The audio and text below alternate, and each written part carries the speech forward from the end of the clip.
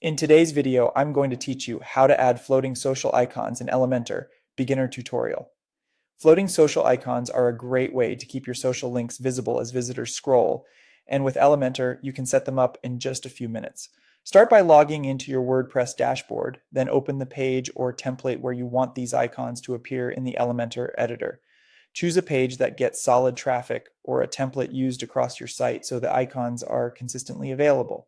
Once you're in Elementor, look for the Social Icons widget in the panel on the left.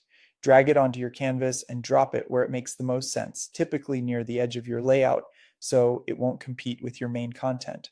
With the widget selected, head to the Content tab. Add or remove the social networks you want to display, and paste in the correct links for each of your profiles.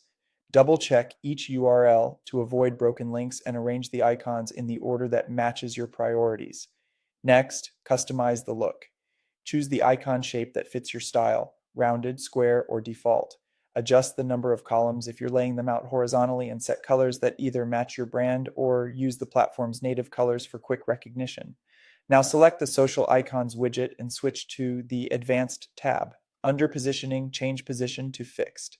This makes the icons float, staying visible while users scroll. Then fine-tune their placement using the horizontal and vertical controls. Nudge them left or right, up or down until they sit comfortably near an edge without covering key interface elements like your header, chat bubble, or cookie notice.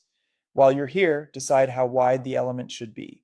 Set the width to inline auto for a compact footprint, or choose a custom width if you want a more prominent strip. For finer visual control, open the Style tab and adjust size, spacing, and hover effects so everything looks clean and clickable. Keep contrast high and spacing generous enough for easy taps. Before publishing, return to the Advanced tab and expand the responsive options. Use the Hide on controls to choose where the floating icons appear. Hiding them on smaller screens can prevent overlap with content and ensures a better mobile experience. When everything looks good, click Publish.